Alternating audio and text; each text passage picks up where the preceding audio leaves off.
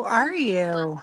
I'm good. And on behalf of All Access Network, all our podcasters, and my CEO, Litriana Brown, my bestie also, um, we welcome you. We have been excited about this coming, and it's finally here. I'm so happy. Thank you so much. I'm so happy to be a part of All Access Network and Thank you. so happy. That's great. So I'm going to let you have it. And I know you got a wonderful guest, a sweet lady. I just met her. And here you go. It's all yours. All right. Hello, everyone. Welcome to my first ever podcast show with All Access Network. I'm so happy to be here. I will be doing shows that encompass both the metaphysical and the paranormal, both together and separately. Tonight's guest is one of my dear friends, Rita Olsen, and she is from Arizona Ghost Adventures. And she has been a good friend and a dear mentor of mine over the years. And I'm so excited to go ahead and bring her on up. Hello. Hi, how Thank you. are you? I'm good. Thank you so much for asking me to be your guest on your first show. I am super excited about this. Yeah, I'm so happy you're here. Well, let's go ahead and dive right in. Tell us a little bit about uh, the Arizona Ghost Adventures team. Oh, sure, sure. So it's AZ Ghost Adventures. I mean, I out here in Arizona, there's so many teams that have the name Arizona or AZ. Yeah, we shortened it. We're just AZ Ghost Adventures. I've owned the team. I worked with the team for a few years before I purchased it. I purchased the company in 2021 during COVID. And I always tell people, who buys a team during COVID, right? Me. And but it was an awesome opportunity, and I had visions beforehand of, if I could do something like this, where I would take it, and to make it follow the direction and the philosophy that I wanted it to follow. So of course I jumped right on it, and it's been a wild ride. It's been amazing. I've had opportunity to meet some amazing people, and go to some places that I've really enjoyed going to. That's amazing. So, what first got your interest in the paranormal? Well, actually, I've experienced paranormal all of my life, as far back as I can remember. And as a child, I would, see people, see things. But you're a kid, a little kid. You're used to that. That's normal. People don't question it. But then as I got older and I was a teenager, I actually have, and I think I've shared this story with you. I have a story that sticks out in my head. It was in Chicago, and which is where I grew up. A lot of history in that city. And we were just going to the lakefront, a group of us, a group of friends, and you kind of had to go through a fence to get into where these giant concrete blocks were on the lakefront. And we used to just sit there and hang out, and walking through this fence, you kind of had to go single file, a group going in and a group coming out. And I was the first one walking through, and I saw this woman, and I, to this day, I can remember what she looks like. She was a larger lady. She had platinum blonde hair. It came down to her shoulders and like a bob cut. But the unusual thing was, and even though it was dark, she looked like a dead person. I mean, she had that, the gray skin, the dark under the eyes. I mean, there was definitely something, and it wasn't makeup. It was nowhere around Halloween. It was just odd. And when I turned around to tell my friends, because again, walking, so as we're going this way, they're coming that way. And as I turn around to tell my friends, hey, did you see that lady? She was gone. She was she had just disappeared. So it was kind of Oh, around that wow. time that I was thinking, okay, I've got some things going on that I'm not going to share with people because they're going to think I'm crazy. And this was back in the 80s, and it was not early 80s, and it was not as readily accepted. Um, and people just didn't discuss it. You didn't talk about it. If you did, you kind of whispered it. Ghosts. So, so yeah, and then as I got older and had children, and I moved to Texas, and we had a house, and it was a brand new house, a new build, and the activity just ramped up. It would, I mean, anything from poltergeists to shadow figures to full bodied apparitions, things turning on and off, television stations changing. And this is when you had to like literally turn, with the older TVs and stereos, you had to turn the knobs, stereo stations changing, things disappearing and then turning up later. It was, and people would come to my house and even ask me, do you have ghosts? And because they would see, and it was a lot revolved around children. So, so yeah, it was becoming more evident, and it was becoming stronger. And I don't know if it was because of just all the stress of being a new parent, owning a home. It was a recession back then. There was just a lot of stress, and and so I don't know if it was that. I do know I would have this weird thing happen every now and then, like light bulbs would explode. And Oh, yeah, so we were going through light bulbs like nobody's business. And yeah, but I've kind of, as I've learned to settle myself and ground myself, that hasn't happened in quite a while. But I do notice if I get like very riled up about something, I'll have more activity happen. And on the same token, if I'm going to an investigation and I feel like really jittery, like ramped up, like I drink too much coffee, I know it's going to be a really good and active investigation. So, so yeah, it takes years to find uh, the connections. right. That's amazing though, like having the light bulbs burst and having all those different kinds of things in the house. Like I would have probably had similar, similar reactions. Yeah, yeah. And and I've had I'm a firm believer in guardian angels and uh your spirits that are around you that go through life with you. And I've had some things happen, like I had a really bad accident when I was 7, and I really shouldn't have made it through that accident. Uh and I think that something was looking out for me. And as I go back over and I play it in my head how it happened, yeah, I really was. I don't know. I mean, it's just here. I'll give you a perfect example. I'm in Globe, Arizona right now. I go between the Valley, which is like the Phoenix, Scottsdale area, and Globe. And I also work in healthcare out here in Globe. I work in occupational therapy in a building that's a old haunted hospital, by the way. But another story. And I had gotten off work in Miami, Arizona 2 weeks ago on Thursday, which is the little sister city, had experienced some flooding. And I was leaving work and I thought, I'm gonna call a friend of mine who's in Miami, Arizona, and see if she wants me to bring her some dinner. I'm sorry, my nose is itching. And see No if she wants worries. me to bring her some dinner. So I stopped at Safeway and picked up a few things, and as in my car, and I was getting ready to call her and say, "Hey, you order something and I'll pick it up, and my treat, and I'll drop it off for you," because she has a broken foot. She can't get around. And I got in my car and I started driving in that direction. It's about we'll just say a 15-minute drive. And something said in my head, this was a first for me. Go home. Like I tell people it was like Morgan Freeman when he plays God. It was that Hmm. deep go home. And I kid Wow. you, I turned around and went home. And about a half hour later, a massive flood hit Globe.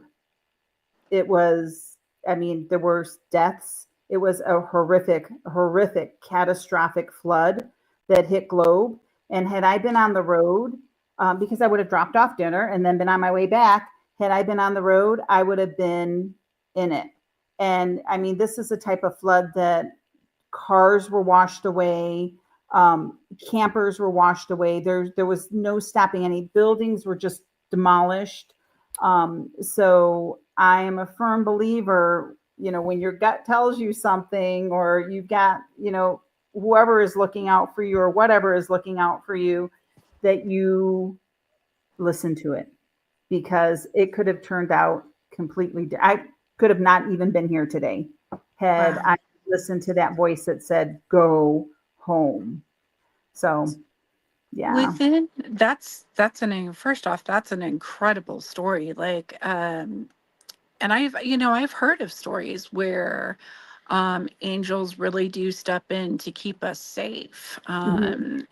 I've had my own experience with that. So to hear your story, just gives that extra energy of like, okay, yeah, it happens to multiple different people at Mhm. different times when they need it the most.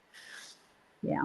And that's what I tell my people, even because I host private and group investigations, and you've been on my investigations. I tell people, everyone, we have a paraphilosophy that we follow, and the big things on it are respect the location and respect the spirits. It's not our job to judge them. We want to learn their story, and I feel like that's almost like my mission statement. Why do I experience these things? And I think it's to hear their stories and get it out, because their stories are important. And but I also, the other big thing is, everyone experiences the paranormal differently, and you've got to listen to that voice when it's talking to you, because that voice could be, like you said, a guardian angel telling you turn around and go home, or don't do this. Or also, I tell people, your instinct, I mean, we trust our dogs and cats. Your dog gets its hackles up and it's barking at nothing, and you're like, what is it, what is there? Why wouldn't we follow the same instincts that we have? It's almost like we're trying to uh, devolve from having those instincts, and that's really unfortunate, because I think it could be the driving force for a lot of things. And I think there's a lot of people out there that do experience the paranormal, or could have the opportunity. I don't feel that everyone can experience the paranormal. That's just my own personal belief on that. I don't think everyone's meant to, but I think there's a lot of people out there that can, but they just kind of push it away. It gets lost in the periphery of everything else going on. I would agree with that entirely. Yeah. Would you say, like, actually, here's a good question. Within the paranormal, how have you seen in your own experience, like, different signs and things come up that come from a little bit more of a metaphysical standpoint in investigations that you've been through? And ironically, just with this flood that happened, and we've had horrific flooding again today, but not like we had 2 weeks ago with loss of life. We had a lot of rain today. All of Arizona, it seems, is under rain today. But for about 6 months before this flood occurred, we were having a lot of flood victims come through on our investigations. Oh, And wow. it's almost like you have to sit back, hindsight being 2020. It's like, were we being given a warning or a premonition, or was the energy, you know, doing what it does in this crazy mystical world? And was it ramping up? So these spirits that had, because, and I'm sorry, I need to digress. Globe had a massive flood in 1904 where 6 people perished. And I'm still, in fact, right before this, I was getting some information from like the town historian. about the route that the water took and things that happened. And she had mentioned, well, there was another flood in the 50s. I was like, yeah, but this one had six deaths. And we've been having people, or I should say spirits, come through for several months. And was it kind of like the universe was starting to move in that direction? I mean, if you believe in, premonitory things like that. And it's just really unusual, because we were like, why are these people coming through? What's going on? And ironically, I was in one of the buildings just Saturday, and I was in the Elks building, the 3-story Elks building out here, which also housed the Joan Funeral Home. And the building wasn't built until 1910, but the Elks had meetings at other places, unofficial places. And I was in this investigation. I said, I had just gotten this newspaper article about the flood, and we had the flood happen. I'm going to read it. You would not believe the amount of activity that started happening. I mean, it was like swirling around us. And it's like we opened a door, not a bad door, not a Pandora's box, but just, in fact, I was telling people, I was doing an SD session, and I was telling people, it felt like there was a group of people around me, like they kept getting closer. And I rewatched the video of my SD session, and I was saying, listen to me, listen. And that's why it's like these people were coming around saying, listen, like this happened to us too. And we were having a lot of activity around 2 specific names. So I'm going to have to do some more research on that. So we had that. I don't know I think I might have gotten off task a little bit on your question, how the metaphysical, well, no, that's still like really, no, it still makes sense, because if you're having a session where they're coming to you and they're letting you know, hey, something is coming, like paying attention to that, and then paying attention to the signs that are being given in regards to going back home when this flood was coming through, that's very much at least to me, that like the those that your guides, your ancestors are absolutely trying to protect you in that. Yeah, I was just like, I mean, I've had where you're like, oh, I shouldn't do this. I believe in trusting your gut, but this was like a voice, just loud and clear in my head. And I was like, I literally was going one direction, and I turned around and went the other direction. It's like, okay, I'm going home. So yeah, that was very interesting. But I'm sorry, I think I did get off task though with what your initial question was. So how the metaphysical and how we use that to like steer or guide what we do. Well, yeah, like within the paranormal, or techniques or things that you would use in the paranormal field that has definitely shown positive results for you, as well as what are some signs or do you experience, do you hear, do you see, do you have smells or sounds that come through? What comes through most clearly for you when in paranormal locations? Okay.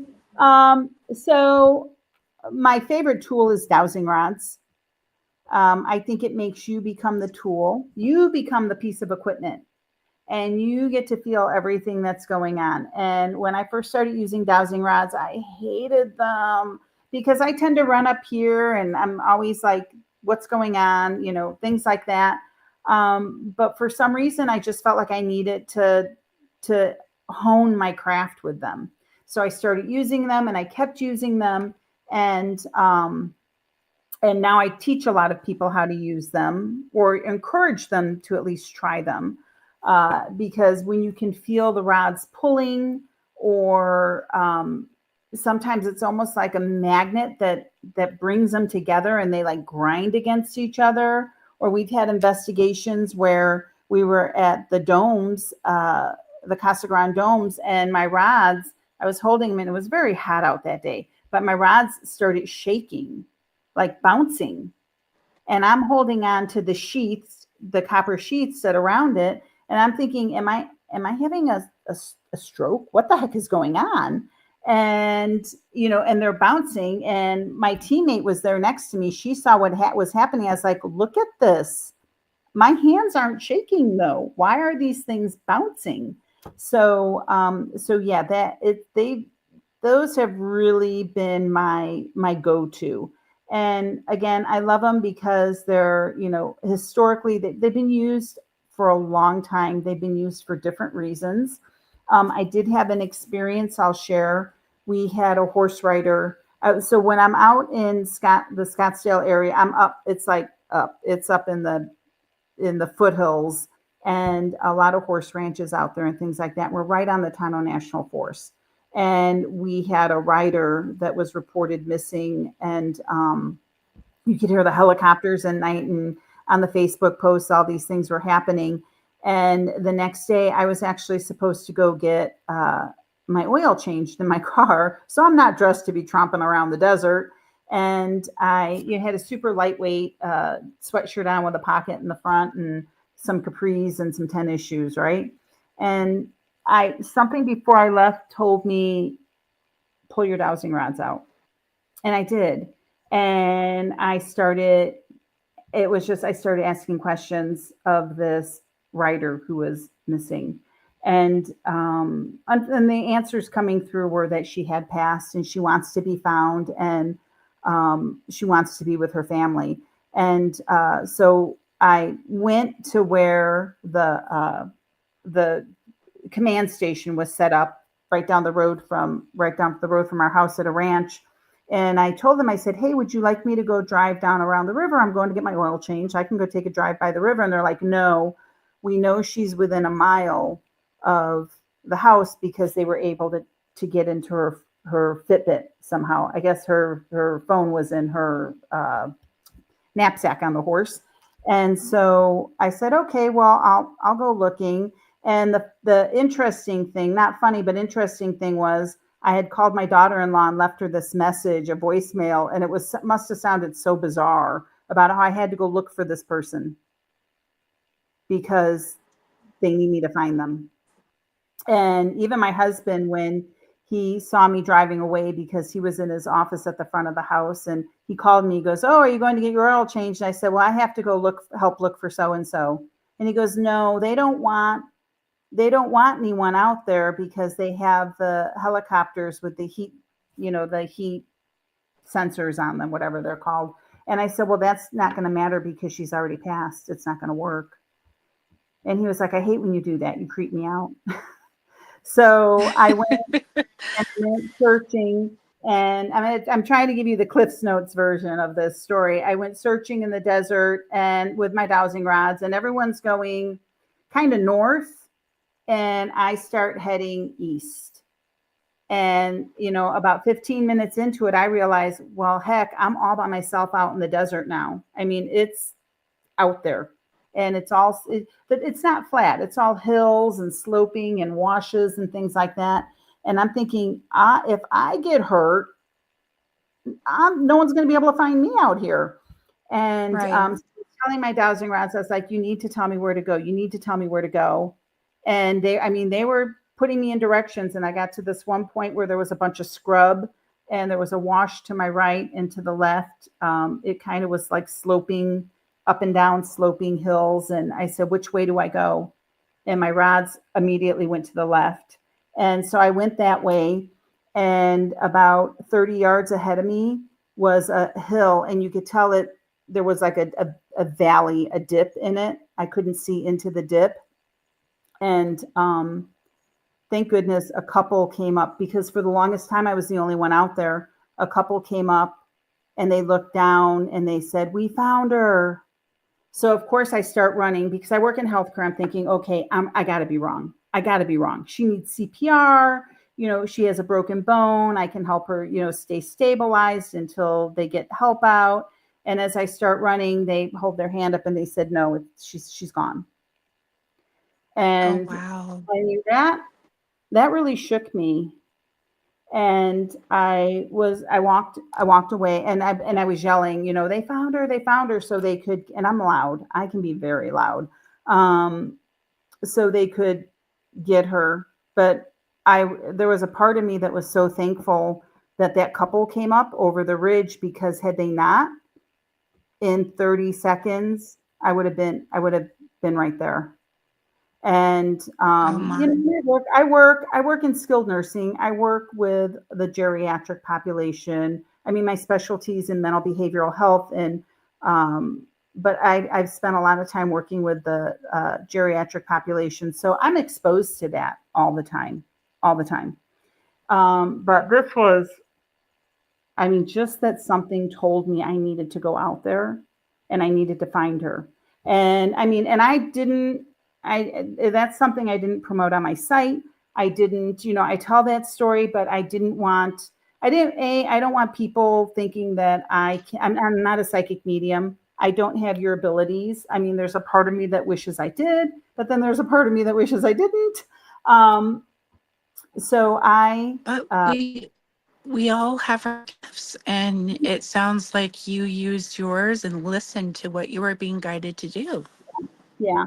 So that's just one of the stories of things that happen. And that's why I love using my dowsing rod, and I trust them. I mean, you have to trust the process, and I trust them. I put my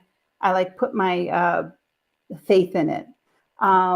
So one of the other things is, you were saying what we have happen. I had to take my glasses off. It's like incredibly hot in my kitchen here. I don't know why.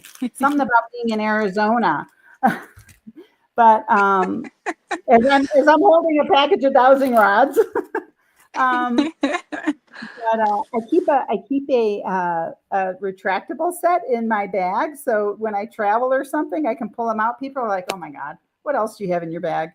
But you were asking about some of the things, that I can experience. So I mean, I think a lot of people who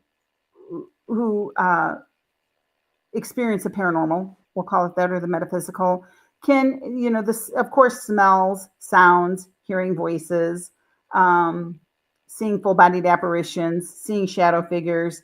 I think my thing is, and I know when we did an investigation and I was sitting next to you and we were like going in tangent, remember that?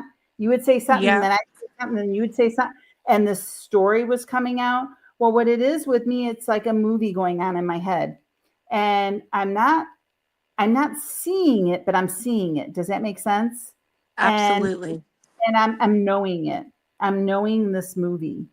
And and it's so funny because, like, I'll call someone and they'll be like, "Oh my God, I was just picking up the phone to call you." And I mean, this happens a lot.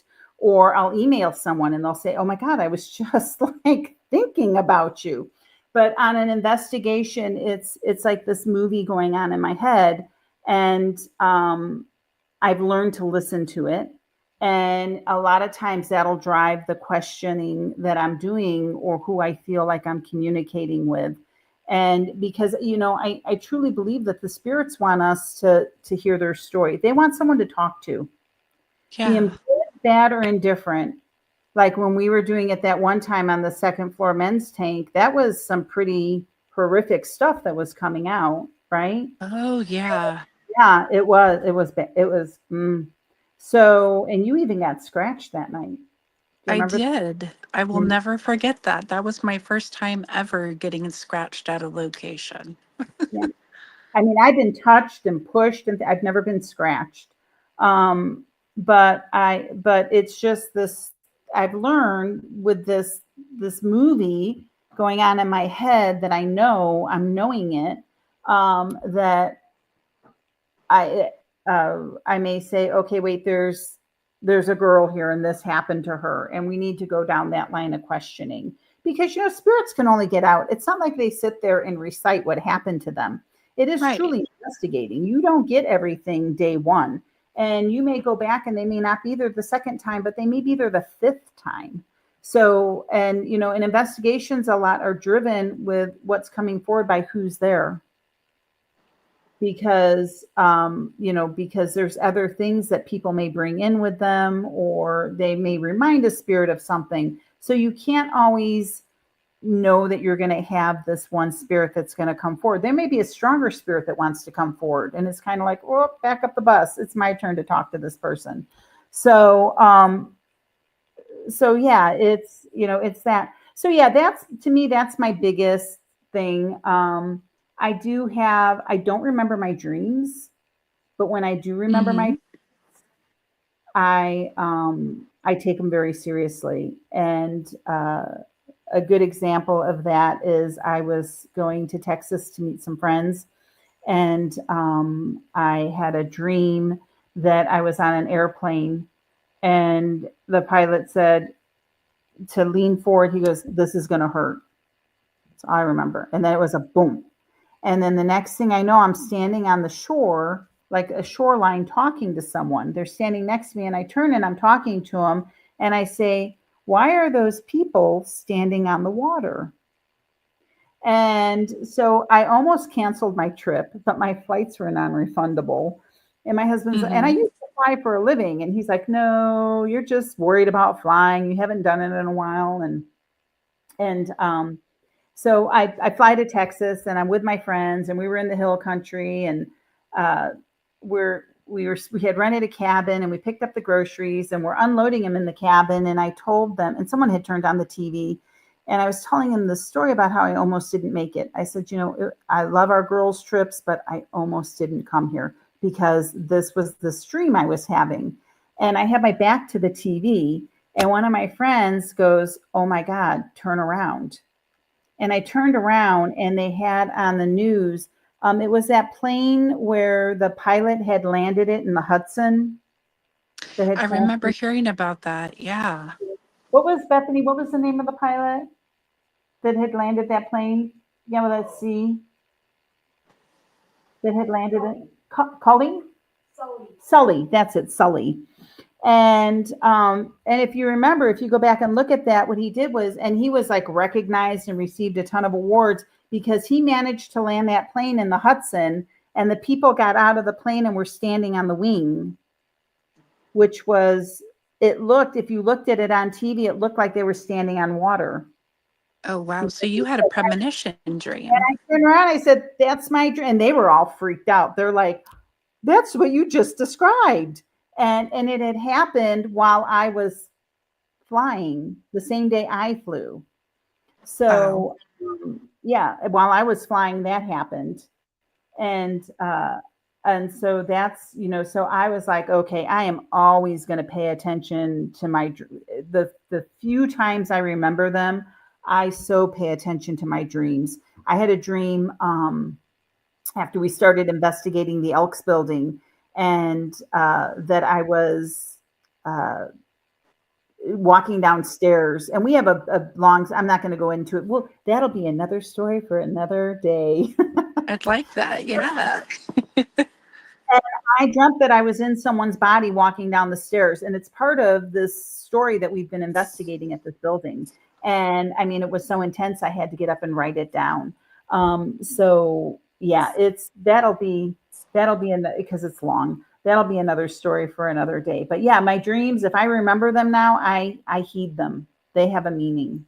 So, and they're not and sometimes when I remember them, they're not good either. I mean, sometimes they're good, or sometimes there's something about something as simple as something about my kids. And I call them and ask them, and they're like, how did you know that? So, so yeah, it's that. That's But I amazing. don't like, I. no, I'm sorry. Oh, no, I was just saying that's amazing because I think dreams actually can really be big telltale signs sometimes. They can. Something I'm or thinking, and when have we do, occurred. have you ever had premonitory dreams? Oh yeah. Oh Yeah. yeah. Like I've had a the situations, and sometimes they're pleasant, and sometimes they really are not. And then I hear a story about something that had or had occurred or occurred after I had the dream, whether it was in a storyline on, something going on TV, or a situation outside of me, where some of those things within those dreams had occurred. And Mhm. it dreams are so important. Yeah. Yeah. Yeah. And, and I think sometimes it's a way our, our guard is let down. We have so much going on. We have so much going on in our periphery around us during the day. I think it's for some of us when that guard is down and your brain is just doing what your brain does at night. It's kind of like repairing itself at night when you sleep. Is I think that's a good opportunity for whatever is allowing us, or if it's a spirit giving us that dream or something, it's an easier opportunity for them to get in and tell us that. And like I said, some are good and some are not. Some are not good. Like I think the last bad one that I had was when the Malaysian airliner flight disappeared. Yeah, Mm. and I had a really bad dream. I woke up that morning and I told my husband, I said, I had this really bad dream and this is what it was. And then we get our coffee and go to watch the news in the morning, and this flight had disappeared. So I have my own theory on why it disappeared. But yeah, it was not good. So yeah, so that's Wow. just Now, what are so. some of the I'm more? sorry. Go ahead. Gwen was just asking, do I keep a dream journal? No, I should though, huh? That's funny that you say Hmm. that, because I have a journal book on my table and I was like, I have this cute journal book. What do I need to use it for? I was just looking at it today. It's got a little ghost on the front of it. And That's cute. I'm going to keep that on my nightstand to do that. So, what are some of the more funny experiences that you've had at paranormal events that have occurred? Oh my gosh. Okay, let's see. Oh my gosh, yes. I've got, but Bethany. She's in the living room. She's working on her computer. So Hi, Bethany. hi Bethany. You want to come wave hi to her? So this past Saturday, this is a good one. So when I do my STs, I mean, it's like, and for those of you that don't know what an ST session is, it's where you're using a spirit box and you're wearing noise canceling headphones that are plugged directly into the spirit box. And you're also wearing a mask, an eye mask, so you can't see. And so the theory is that and it's true. I shouldn't say theory. So the premise is that it keeps you from having any outside influences that may pollute your responses. So you can't see what the person's saying or anyone's reaction, and you can't hear the questions that the person's asking you. So, and when I do them, I kind of like go deep into them. And so, which is what you want. And that's what we encourage people, just to kind of relax, almost like reach a meditative state and just whatever you hear, because you don't know what we're asking. And I'm doing this ST session, and we're in the old Elks building, and there's a train tracks that go right next to the building. And I'm sitting there and I'm like, at first I remembered, and I watched the video too. And I'm like, there's something around me. And then it's shaking and then it's shaking. And I'm like, oh my God, what's going on? So I peel everything off because I'm thinking, is it an earthquake? And but it was the train, and it was just incredibly loud and incredibly, I mean, it was just rumbling. And it was just sitting there and rumbling. And so that was funny because I was starting to freak out a little bit in this SC session. Like, is the building coming down around me? What the heck is going on? I mean, that's how much you were shaking. So, pardon me? Yeah, they were all laughing at me. Of course, they were laughing at me. And then the other thing is, I get so deep in these SD sessions. We were at the Sally House, which is a great place to investigate in Kansas. Incredibly intense location. I'm trying to go back in February because we're going to the Missouri Paracon, and so I'm in the Sally House and I'm doing this Estes, and it was one of those that was starting to go sideways a little bit. And we always say, if you feel like it's going sideways, or the person, asking you the questions feels like it's starting to go sideways, to stop it, because you can always start back up, right? Right. And there is a big thing about controlling what's going on, and not letting the spirits control you. So so I'm doing this SD session, and I'm like deep into it. And we were having a nurse coming through. We were having, what was that coming through? It was a gentleman coming through, because there were some not great things that happened there. And she went to stop it, and I about decked her because I jumped so much that I threw my arm out like this, and I almost clocked her. Oh And I'm no. cautious too, because I tell people, if I'm stopping it, you're going to feel me tap your shoulder. But I mean, I lean in and I jump back, because I do that when I get into mine. I usually, and someone stops it. I mean, like I said, I'll stop it myself if I feel it's getting a little too intense. But yeah, I almost beamed her once. But I mean, I've had investigations like at the basement of Bullion Plaza in Miami, Arizona, where my behind was grabbed once, and that made me jump up and scream. People have like spooked me at my just to kind of like play jokes on me, have spooked me at my investigations. So we've had that, and we like to have a good Do time on our you investigations too. do you remember the Guyla City Jail when we were upstairs at the top of the jail, and all of a sudden, like, we heard Ghostbusters, the people playing the song Ghostbusters as they went by? That is one of my favorite stories. So, for those of you that don't know, we were at the 1910 Gila County Jail, and it is an incredibly active location. In fact, if I get time, I think I was telling you about an arsonist that we have been communicating with there, and we have a picture of him. But we're upstairs in the jail, and all of a sudden, it's a small city, small mining town, built 1870s.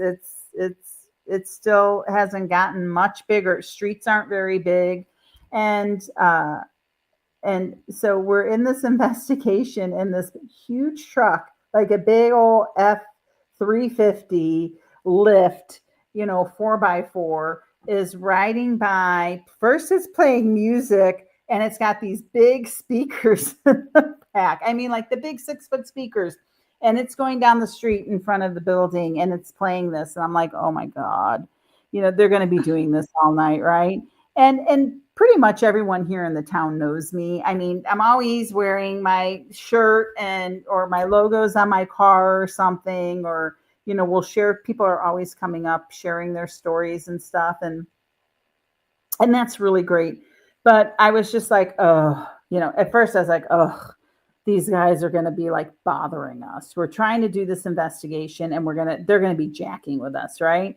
So what was it? Just a few minutes later, they came around the block, and they start coming in front of the jail again. And the jail has a lot of busted out windows. I mean, it doesn't have this place. You never wanted to be put in, because there are no amenities, and windows being one of them.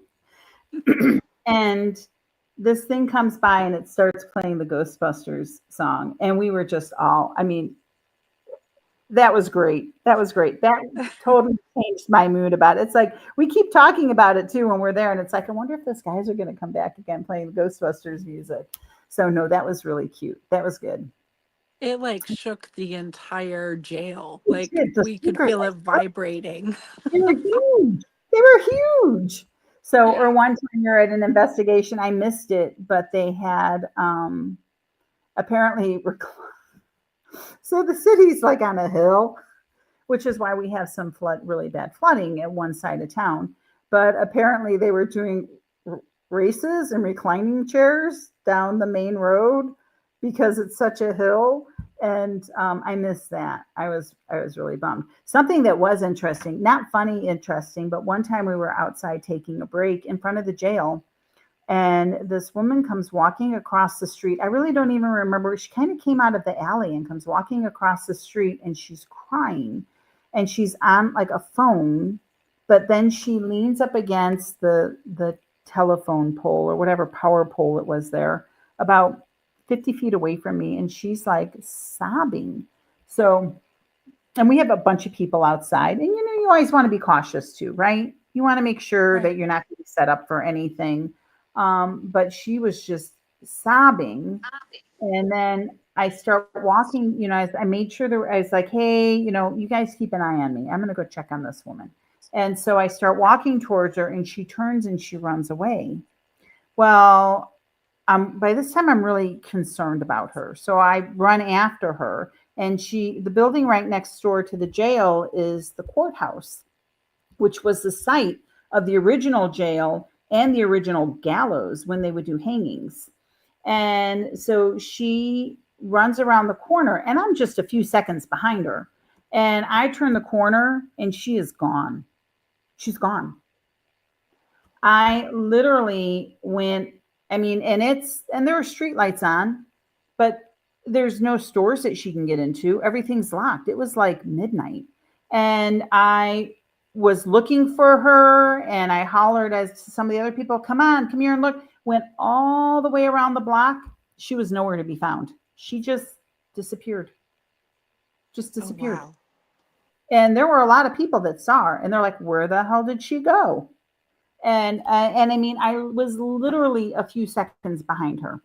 And it's not like a car came down the street. There were no cars out. Nothing. We were the only people out there. And she just disappeared. So Vanished. yeah, that was a weird story. But yeah, we like to have fun on our investigations. So I'm a firm believer that, we got to be serious, and respectful, but we like to have a good time. And, this is a Wild West mining town. Language was very salty. So I have to tell my guests, you're going to get called a name, and it's going to be the P word or the C word or a D word or something. But and they do, and they're prepared for it. And we get a good little laugh about it. It's like, whoops, you got called the P word tonight. Or other words, the W word. I don't know what words I can say on your show, so use your imagination. And and I think that's good too, because I think when you're laughing, or at least if you have some of that, it creates that energy. Just like when if it's someone's birthday, we sing happy birthday to them, and because it gets that energy ramped up. And I think the spirits thrive off of that. So it's definitely worked for us. So let's see. You can say any of them now. I would do a big potty mouth. We get some stuff. We have a spirit come through, Pete Spence. He comes through quite a bit. And if anyone is familiar with the story of the shootout at the OK Corral in Tombstone, and there was I'll call him a rough and tumble Western no gooder guy, whatever you want to call him. And hey, Lauren. And we were having this Pete guy come through for the longest time. And we called him Potty Mouth Pete because, his language, it was vulgar. And then I started doing some research, and I actually was at the cemetery out here one day, and some stuff was coming through about Pete Spence. And Pete Spence is we'll just use the word criminal. And he and oh shoot, I'm having a brain fart. Who was with Pete Spence? Finn Clanton. That's it. Thank you. It's been a long day. He and Finn Clanton were kind of like criminals in the Tombstone area. And, everyone's familiar with the Earp brothers and the shootout at the OK Corral. Well, Pete Spence was accused of shooting Wyatt Earp, or Morgan Earp. I'm sorry, Morgan Earp. And he got out on a technicality, something because his spouse couldn't testify against him. And but Pete Spence moved to Globe with Finn Clanton, and then Finn Clanton passed, and Pete Spence had happened to marry. Then he married Finn Clanton's widow. But it's a big, to us, it's a big thing because this Pete guy had been coming through for years.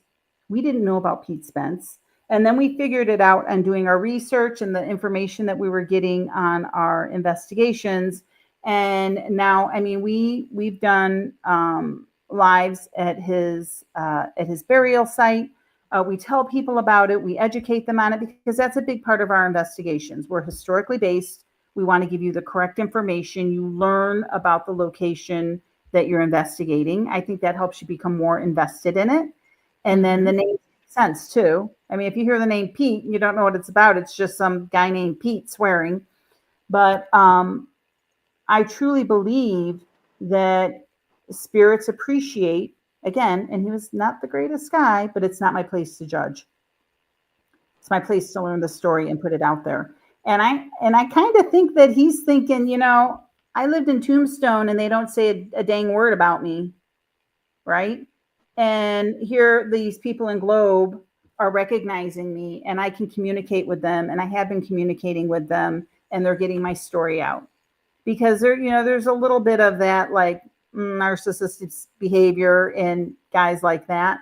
And he comes through quite a bit on our investigations. In fact, we were just we were on an investigation, and I had someone doing Estes that had never done it. It was a small group. We weren't even in Arizona. We were in Minnesota. We were investigating with Dave Schrader. It was a private investigation with him. And we had a group of 5 of us, and him and Cindy Kaza. And this gal he was not in the room with us, but this gal started doing this Estes, and Pete Spence starts coming through. And it's like, well, let's validate that it's Pete. We were getting the name. And I said, where are you from? It's hot. Well, yeah, we're in Arizona. And it's like, yeah, but where are you from? And she said, Era. It's like, well, you got to say it louder than that. We can't hear you. And then she just yelled out, Arizona. So either we had a spirit that was the ultimate trickster, or this Pete Spence is able to travel with us, which I do believe spirits can travel with you. So Yeah, I have a belief that can happen too, because if they like certain beings and they're used to certain people and communicating with them, it would make sense that they would want to travel too sometimes. yeah. And I think it helps too that, like I said, I have a medical background. I work in occupational therapy, and for years I worked with mental health behavioral patients. I still do. And, depending the unit that I'm on at that time. And I always go into it with, I don't know what their background may have been. I don't know, and I'm not making excuses for anybody, but it's not, again, even with my patients, that's not my job to go in and judge them. It's my job to go in and try to help them. And, a lot with the mental, like I've worked in mental institutions. I've done clinicals there, and it was psychosocial. My job wasn't going to go in and judge them. My job was to go in and try to make them be able to function socially. So yeah, and I take that same methodology to my investigations. It's not for me to say, oh, you were a horrible guy. I mean, I hear about people who investigate, especially like in jails. And even out here in Globe, I've seen some YouTubes that I would just be appalled if someone did that on one of our investigations. Well, they would be kicked out immediately if that were the case. But, you see people with the batons, like hitting the jail cells, or we're going to lock you in here, and saying things to try to antagonize, to get spirits to come forward. And, and that I just don't think that works. Um, and B, I don't believe in poking the bear. You go looking for trouble, you're going to find trouble. Absolutely. I mean, I've been in situations where when I was in Utah before I came to Arizona, where they would antagonize the spirits, and I wasn't expecting it. I mean, I was newer to the field at that time as a medium, and then, metaphysical worker, and then going into paranormal situations where they would really try to rile these different spirits up, and then they would end up being scratched or hurt, and they'd wonder Mhm. why. And I'm like, well, maybe if you treated them like they were spirits that had feelings and emotions instead of antagonizing them, then Mhm. Yeah. perhaps you might actually get a better conversation going. And I think, and again, I have said I don't think that everyone is meant to experience the paranormal. I think there are certain people that have certain abilities, and that's what with my team. I try to surround myself with people who have, abilities that they want to nurture them and grow them. And and I certainly want to encourage that. Also, we encourage it with our guests too, and to do it the right way. But not everyone. I don't believe everyone is meant to experience it. It's just, just like not everyone's meant to be a brain surgeon. I would love to be I would love to be an anesthesiologist. They make great money. They do. It's not in my cards though. It's not in my cards. So I think you get some people who go that route, or they want to go for the jump scare or whatever, and because that's all they got. Yeah. And and they go that route to try to get something. And it's usually those people, those groups. Like, I don't have a YouTube channel. It's my goal to get one going, but I've seen so many, YouTube channels and Facebook pages where these people are doing this, but it's like, how about giving us some evidence instead? Let's see what I want results. I'm result oriented. And if all I'm going to see is you trying to antagonize, or make your guests fearful because you're doing this, because that really does create an anxiety and fearful environment, then yeah, it's maybe it's just because you aren't getting anything, and Well, you and can't it get anything, and that's just the way it is. Again, that's why I'm not an anesthesiologist. So mhm. And it can create trauma for people that have never come into a situation like that exactly, before.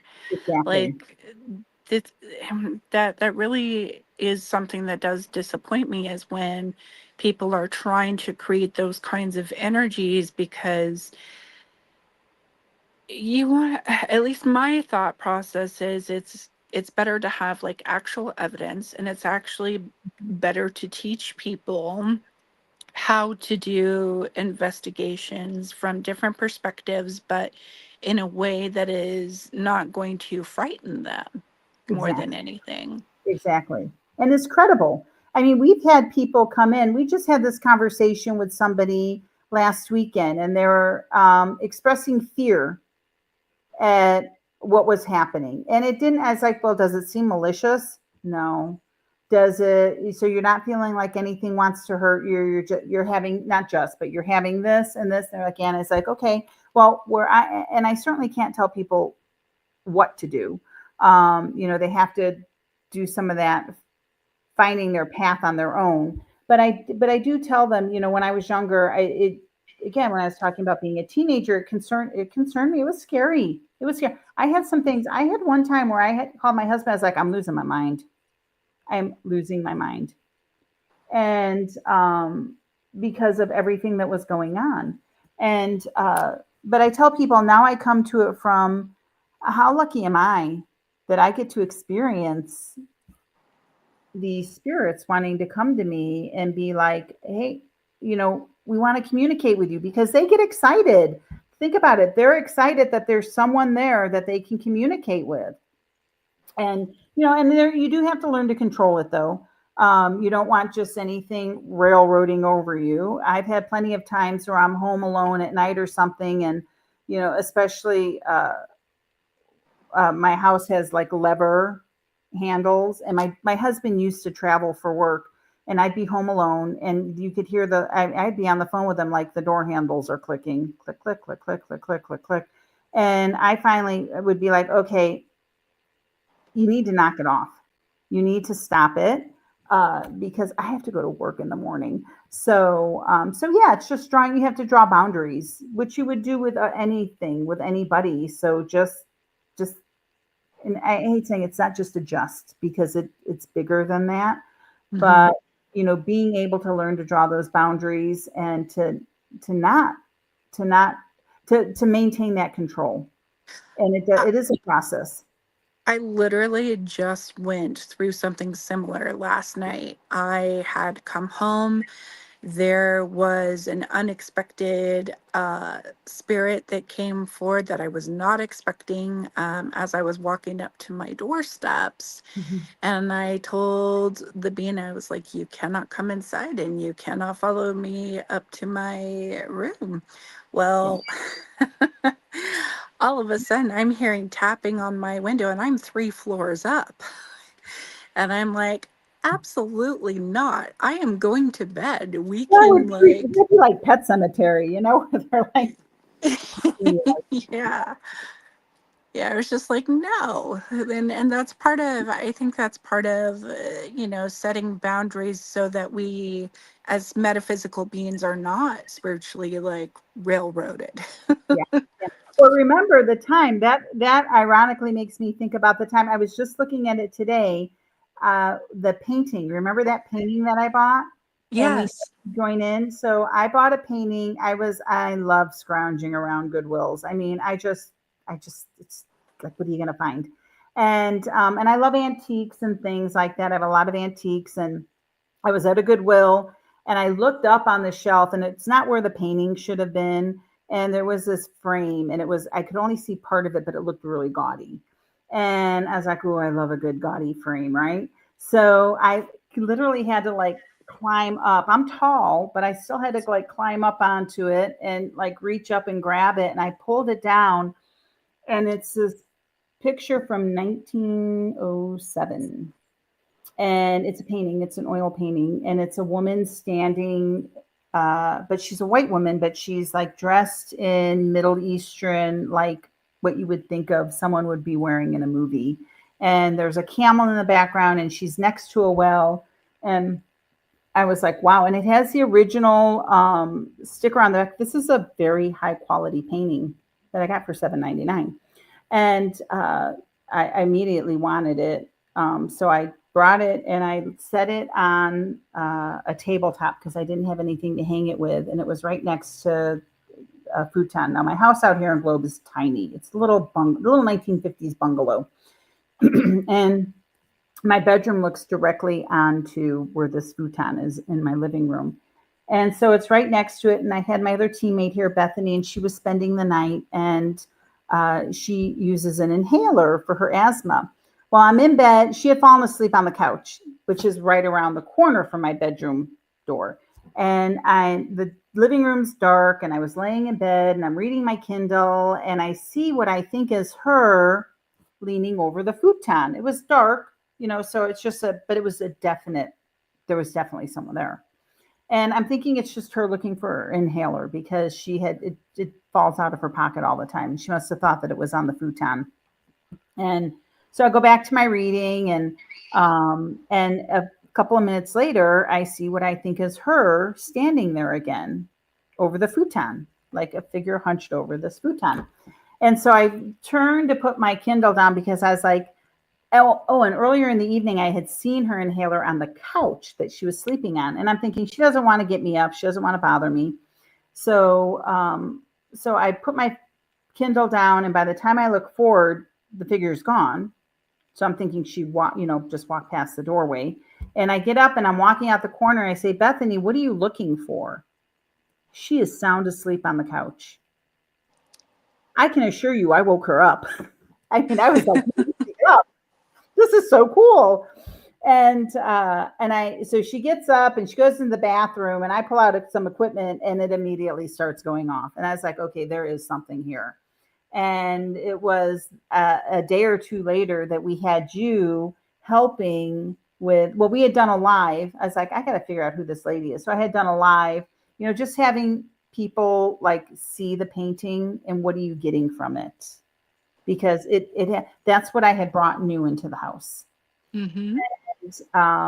She, we were getting the name Nora coming through and things like that. And that's when the next day we did another one, and we had you join in to send her on her way. And that it was the lady from that painting, and that she had been in an accident, and the painting was meant for her daughter. And somehow it turned up in my hands, and her daughter has since passed. And I had wanted to look up the frame shop. It's out of Seattle, of all places. It's on the back, but it's no longer there. But it was at the time a prestigious framing shop. And so you helped send this nice lady on her way with her daughter, which was wonderful She was because, a beautiful soul. yeah. And it's just, I think it's, how things happen. I believe in serendipity. I believe that, things are put in front of us for a reason. And the fact that I just happened to look up and I think I was maybe like looking for some Halloween stuff actually. And I just happened to look up and see this gaudy frame and be able to climb up and grab it. Yeah. So it was, it was put there in front of me for me to find it, so she could be sent on her way. And it still hangs. It hangs in my living room. Yeah, it's a beautiful painting for those of you that that haven't seen the picture. So yeah. So what do you have that is currently coming up or going on? Like, where can people find you? Well, you can find me it's really hard. We've made it really difficult. On Facebook, we're AZ Ghost Adventures. And our Gmail is AZ Ghost Adventures. So it's just azghostadventures@gmail.com. Our website is azghostadventures.com. Our Facebook is AZ Ghost Adventures. TikTok, AZ Ghost Adventures. We actually have several Facebook pages. We have AZ Ghost Adventures and AZ Ghost Adventures Evidence and Discussion. And the evidence and discussion site is where people can post their findings and ask questions and things like that. So our events won't get lost behind all that kind of stuff. And we require that everyone be respectful. We want discussion. And if you don't agree with somebody, that's okay. That is okay. But you're going to do it respectfully. And we also have Arizona Hauntings and the Supernatural. And I love that name. I mean, when I bought the company, it was called AZ Ghost Adventures. I would have named it something else. I mean, I really was like tempted to do that because it's just it's so similar to a lot of other companies out here. And well, and then you have Ghost Adventures, right? And a lot of people are like, oh my God, you're part of them. And it's like, no, I mean, we filmed with them twice. We've worked with them twice, but we're not them. But when I bought the company, it was the business license and all the social media and the insurance and everything was already under that name. So it was would have been too difficult. So we kept it, and it's, it's us now. It's us. And so it's AZ Ghost Adventures, AZ Ghost Adventures Evidence and Discussion, and Arizona Hauntings and the Supernatural. And then we also we're on Instagram and TikTok, and I think I'm on X. I just haven't posted on it in forever because it's a lot. It's a lot. And then we're thinking of starting a YouTube channel. That's one of my goals for 2026 is to get a YouTube channel started. We're also doing some work with Summit Star Productions. If you guys want to look it up, the series is Twisted Tales, and and I love working with them. The host of the show, Sean, is amazing, and so we've got some networks looking at it, so that's super exciting. What else? What else? Oh, our investigations. So yeah, we investigate throughout Globe, Oracle. We are actually doing Wednesday. We're doing a fundraising event at the Cave Creek Museum, which is the site of the old Desmont Sanatorium in Cave Creek. For a lot of people that don't know, Arizona was a hot spot during the tubercular days, and people would go to Cave Creek, or they would also go to Oracle, which is another location that we investigate at the Acadia Ranch. We were just there not too long ago in Oracle, Arizona. It's not a huge building. In fact, but it was bigger, and then parts of it sold off, but it's an incredibly active building. So we have Globe, Arizona, Oracle, Cave Creek. We have a new location in Globe, but I can't talk about it yet. It's a surprise. And then we have another new location that I can't talk about yet. We'll be announcing it soon up near Wickenburg. So and you could just go onto our website to see our locations. We're going to be at the jail, the Globe Jail, like where you got scratched. We're going to be there this Saturday. This Saturday. It is a sold out event, and we keep our groups small. We cap it at 20, and then we split off into 2 groups of 10. Because we are not entertainment, but we are an experience. We want you to have that experience. And if you have too many people, too much noise, it takes away from that. In some locations, we have smaller groups just because of the size of the location. We don't want to overcrowd anything. And then but we may have to cancel it. I'm not sure. Our 4th annual Bullion, we call it, Halloween event, which is, just Halloween it's my heart. Growing up in Chicago, that Halloween that's the season, that's the holiday. And we have pizza, we have everyone leaves with a trick or a treat. We have some games, we have some prizes, but we also have a full-blown paranormal investigation with it. The unfortunate thing is with all the flooding that Globe has had, the building is being used by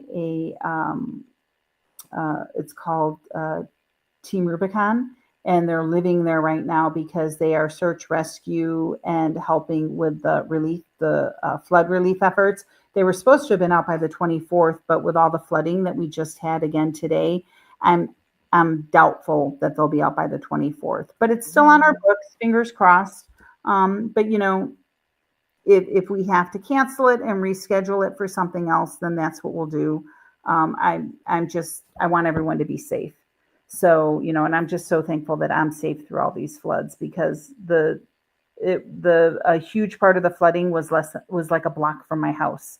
Fortunately, I'm up on a hill, so we didn't have any of the flooding, but a block from my house, there was some pretty catastrophic flooding. And then in November 15th, we'll be at the Globe Train Depot, and it's almost going to be like a grand reopening for them, because it's the 1916 Globe Train Depot, because they were flooded, and it's under, everything's being done. And we were part of the cleaning it up, and I can't thank enough of the people who came out from all over Arizona to help. And so the building has been cleaned out. It's still kind of in the drying out phase, but we'll have that for the 15th, and we'll probably tie a fundraiser to it also for. I love the train depot. Yeah. Did I cover everything? Also, you do a paranormal conference. We yearly. did. Oh, and also I want to say the first Saturday in December, we do have Bullion. It's 35,000 square feet, guys. So old segregated school, incredibly active. We do host an annual toy drive there, and it's a paranormal investigation also. So I just want to make sure everyone heard about that also. A Paracon, yeah, we hosted our first. I mean, there have been Paracons in Globe before, but this is the first year that we got to host it, the Globe Paracon, and it was.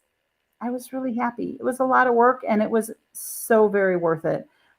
We had some great vendors. Raven, I'm so sorry you couldn't make it next year. Next And year.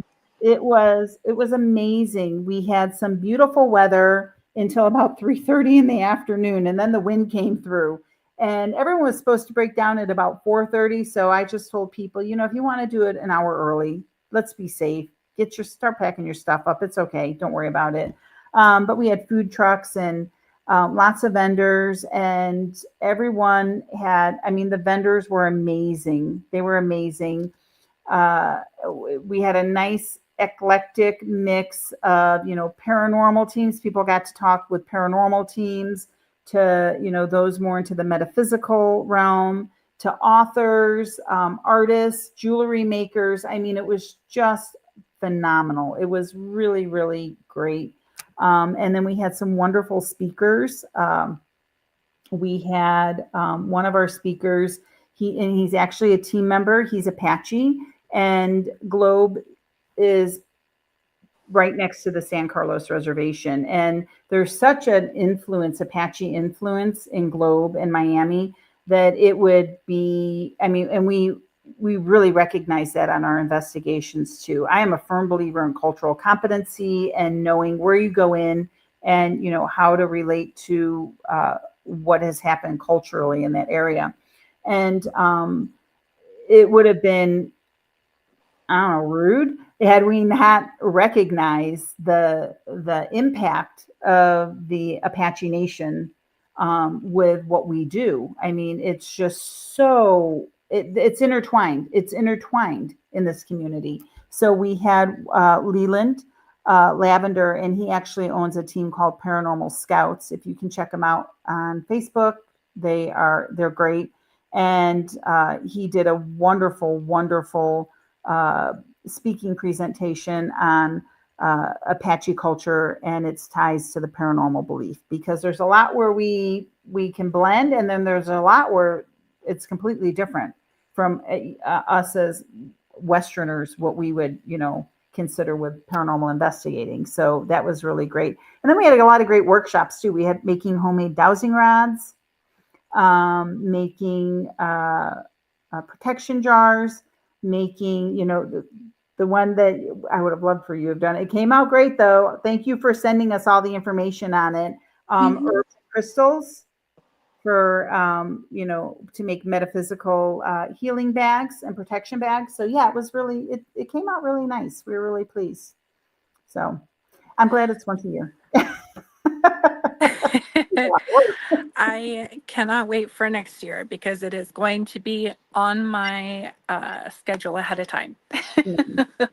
Yeah, we already have a date picked out. Tentative date is the last weekend in September. Awesome. Yeah. Well, I can't even begin to say how much I appreciate you, and you've been not only a good friend of mine, but you've taught me a lot of really awesome things, and I appreciate you being my first guest on my first show. It means the world to me. And I can't wait to come out to Salem and see. So what is it? Can you explain what are you doing, or where are you at in Salem right now? So, in Salem, I work at Pentagram and I work at Zodiac Tea Room. And that's in the downtown Salem area. I do mediumship, and I do tarot, and I do past life readings, and I absolutely love what I do. There is an event that is yearly that Thomas and Charles do. They're doing a conference out here November 15th. And there'll be a little advertisement at the end of the show about it, but they do it every single year. And it would be wonderful to have you and your team come and hang out and see the event and get involved, maybe if you get a chance. And if not this year, I mean, that's definitely a thing to look at next year. That's an Yeah. annual event. Yeah, it's an annual event. Thomas and Charles the Showman, they put on like multiple events throughout the year, but Salem is definitely an annual event that's here right in Salem. And so curious with your past life readings, is that something that you do? Well, all of your readings, but I would love to do a past life reading. Is that something that you do just in person, or do you do it like via video call? How do Oh, you? it can, so there are multiple ways. It is in person. It can be via video call. Um, I don't usually do them, do the past lives like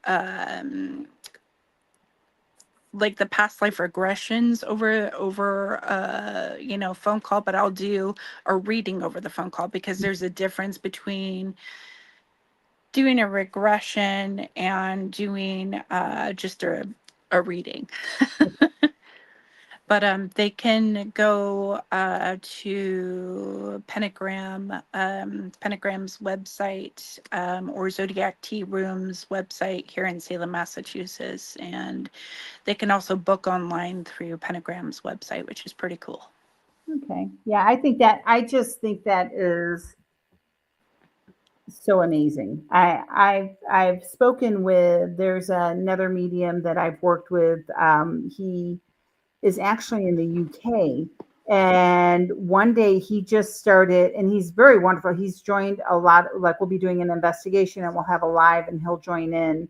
And he's spot on. In fact, he was one of the ones. Do you remember when I got this little house here and we had a spirit that was coming through? So to everyone watching, I'm gonna give you an example of how great Raven is. So I get this little house here. And I was actually looking for something a little bit bigger because this house is little. But but it was one of those. I had looked at a bunch of houses and I was like, no, no, no. And this one, I opened the front door and I said, this will do. And my husband's like, you haven't even opened a cabinet. And I was like, no, this is it. This is it. So we ended up buying it. And I was starting to have these things happen. And you're used to your what do you call it? Your daily spirits. You're used to what's normally around you, right? But this is a new home. I was coming into, and it was built in 1950. So it's been here for a while. I was coming into someone else's space, and I was like, "There's something going on. There's something going on." And so I had done, some of my investigating, how I do it with my dowsing rods and my spirit box and other things. And I had gotten names that had come through, and specifically one spirit that's here quite a bit. And it is, well, I'll tell you what Raven told me first. So Raven came over and I'm like, what are you getting? And I'm not going to tell you anything. I'm not giving up the goods. It was like a test, but that's good. We got to test ourselves sometimes, right? And plus, I didn't know, I wanted you to validate what I had gotten. And so you said, I see a man holding the hand of a little boy, and he's holding a teddy bear. You remember that? Mm-hmm. And you said, but it's the weird connection between the man and the little boy. It's the weirdest. You're like, there's something about that connection between man to boy, man to little boy, and he's holding a teddy bear. And I'm like, okay. So what the spirit is that I had been having come through, and I'd done, quite a bit of investigating and going to the museum out here that has the records and things like that, uh, because the street names changed years ago. But the spirit that I had coming through was actually a man, but he had what they now call cognitive. Uh, oh shoot, a cognitive learning disorder, which back in the day they would call mental retardation. So he had that learning disability, and but he was a full grown man, but he had the mental capacity of a young child. And I had just during my investigation that he wanted a teddy bear.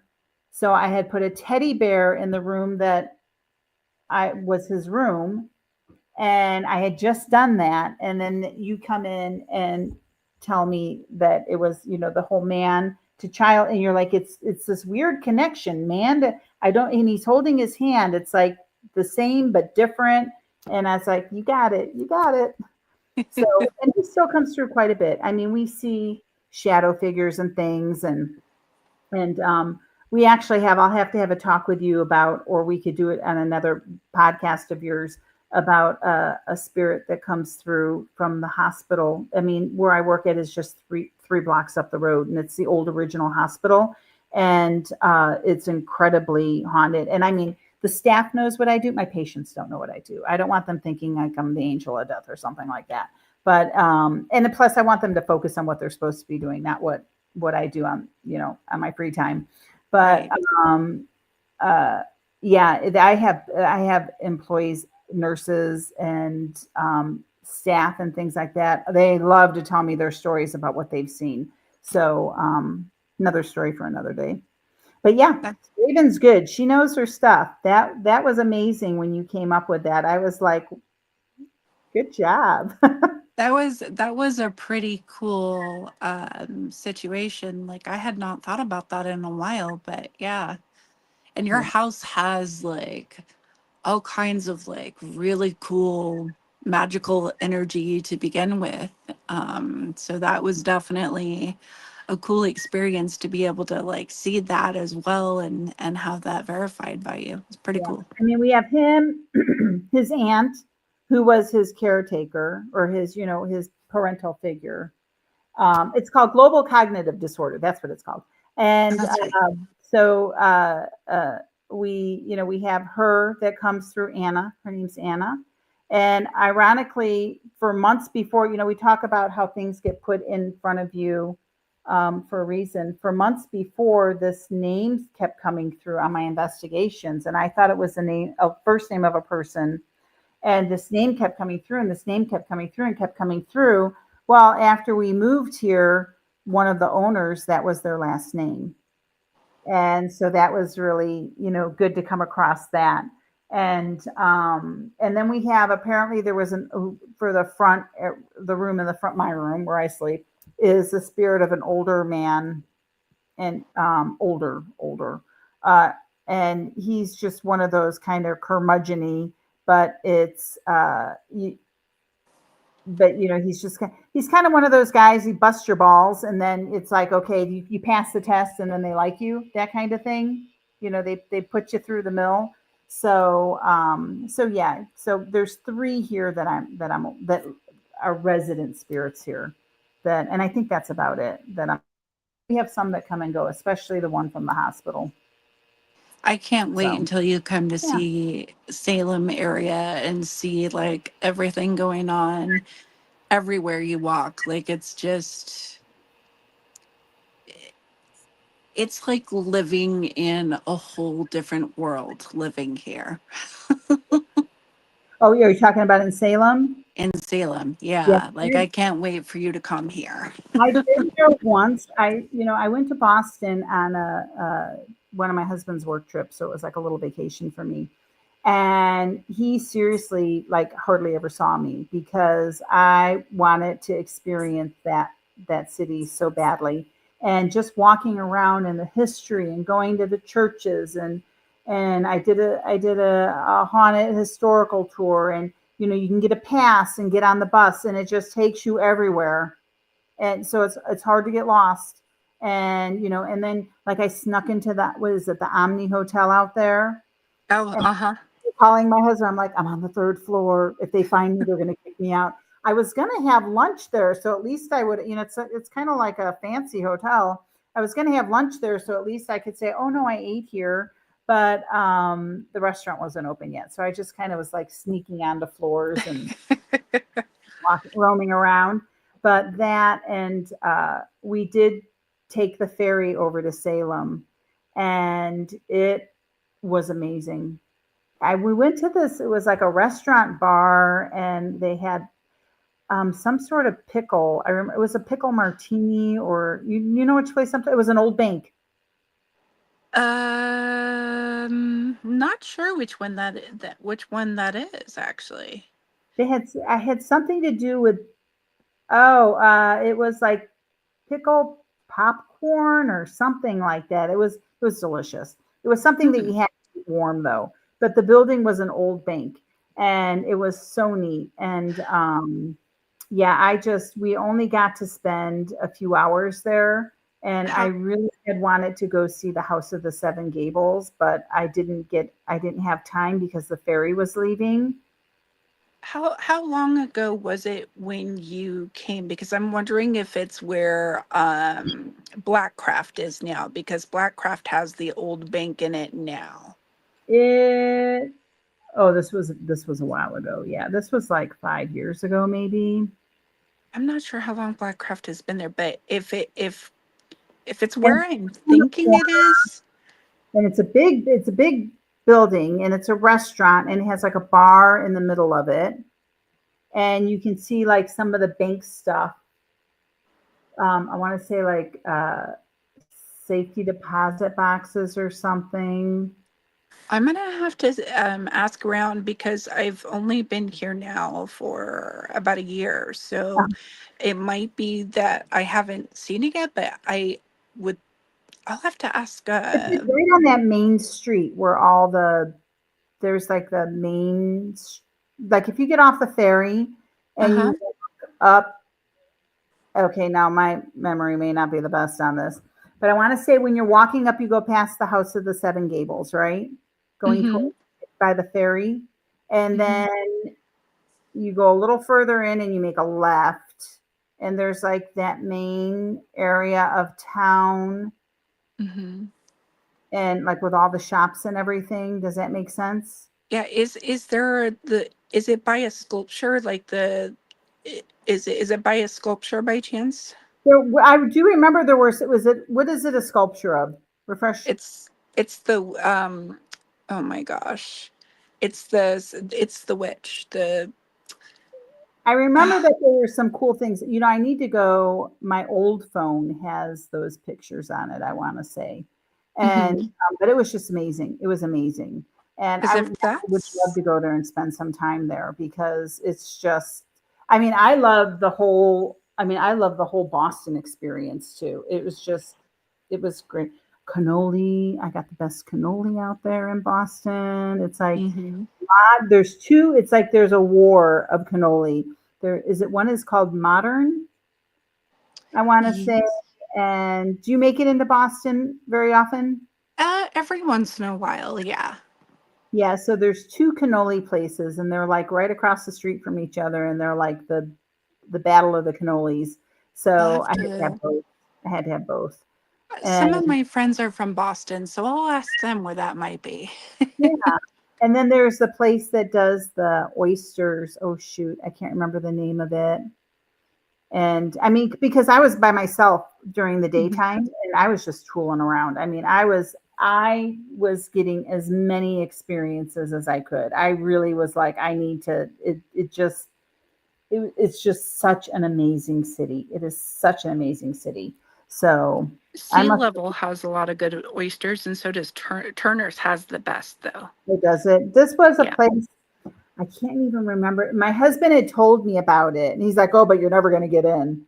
And I went, and there happened to be like one seat right by where the guy's shucking them, and I was like, "I'll take it." And I sat and talked with him for hours and ate oysters and had, I want to say, Bloody Marys. And yeah, it was great. And my husband's like, "You got in there?" So I was like, "Yeah, I did." But yeah, it's an amazing city. I would love to go back there for a visit. I don't know if I could handle the winters.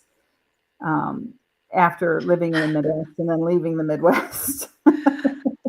It's funny because, like, I was in Utah, then I moved to Arizona, and then I came here, and the winter here is like so much more intense than even Utah is. So it's like, Well, you're on the water. Being on the water and cold, just like growing up in Chicago on Lake Michigan, it is a whole different type of cold.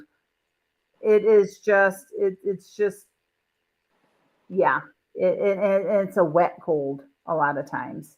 So yeah, there is a huge difference. Yeah. Mm, yeah, you're absolutely right. It's cold. So, but yeah, no, I will definitely make it out there one of these days. So wonderful. that should be one of my Well, 26 goals. Gwen, do you want to pop back up, my dear?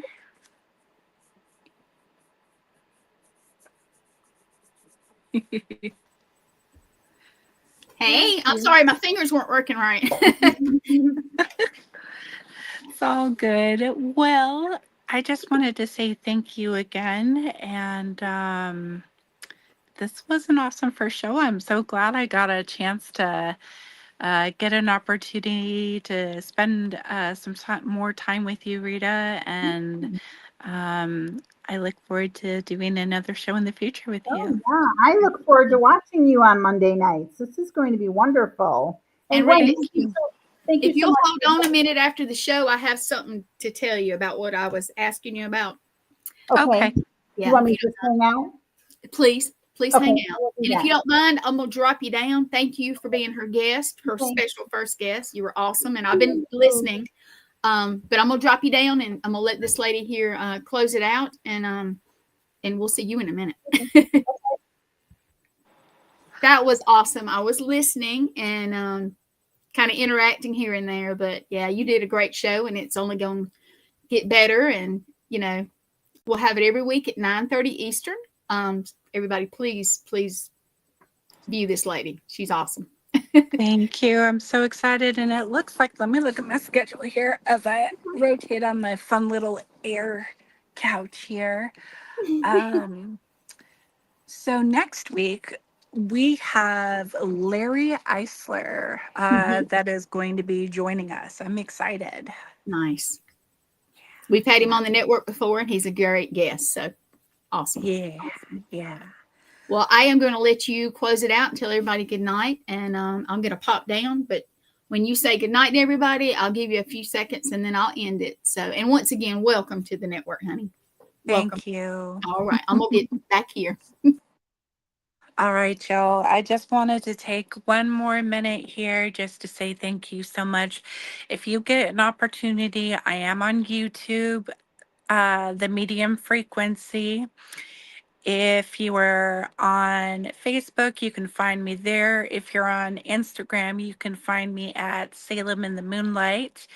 If you are visiting Salem, Massachusetts, please come see me over at Pentagram for a private session or at Zodiac Tea Room. Much thanks to All Access Network for giving me the opportunity to be able to have my first ever podcast show with them and with all of you. And next week, we will be talking again with Larry, and I am going to be having some pretty amazing guests that are going to be coming alongside on the show next week as well.